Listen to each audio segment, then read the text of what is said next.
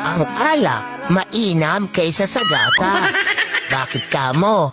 Dahil ang alak, kahit anong oras, pwede mong inumin.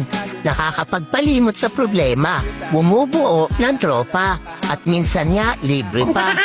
Ang gatas, sige nga, may nakapagsabi na ba sa'yo na, Brad, may problema ako, tara, dede tayo.